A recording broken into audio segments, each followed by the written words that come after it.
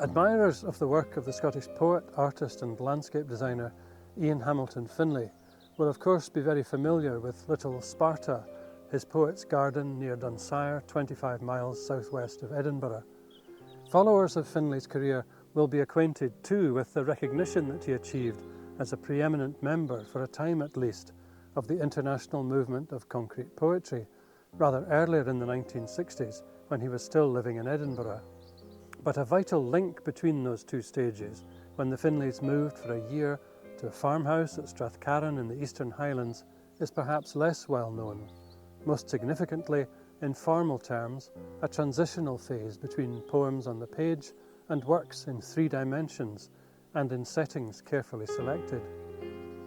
Driving home in 2019, I made a detour to visit the site, a few miles off the old A9.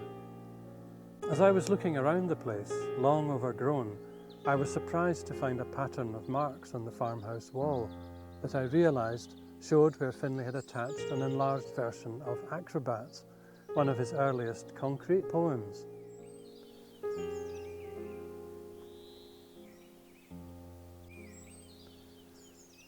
Around the corner were traces of another installation, Happy Apple.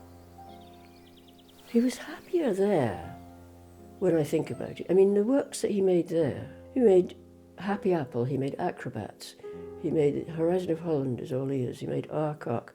They're all cheerful. Yes, yes. Happy, lovely. Should have been used elsewhere.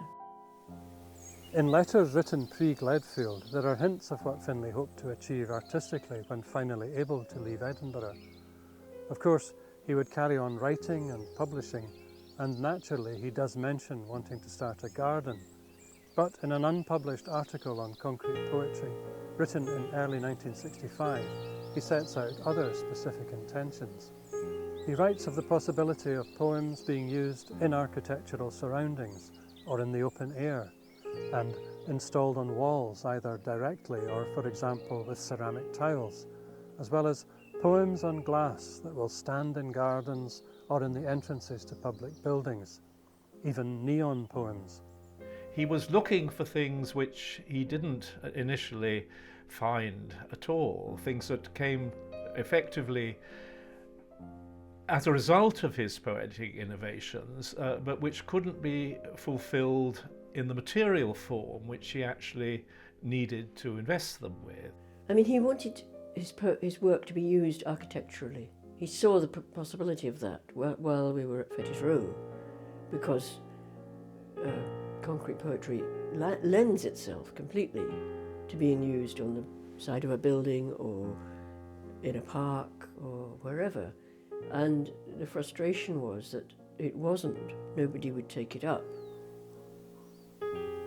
We know that every opera has an overture, and the overture has some of the themes played.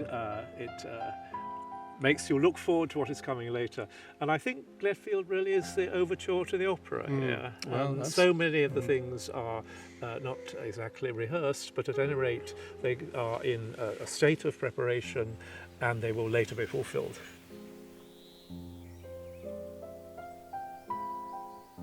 It is an appealing and persuasive analysis. Yet, like others who have written about this period, it is clear that Ban also understands this overture as a crucial stage in an ongoing process of development, one that leads from Finlay's earlier explorations and his astonishing breakthrough at Gledfield to what has been termed his Gesamtkunstwerk, or total work of art at Stoneypath, Little Sparta.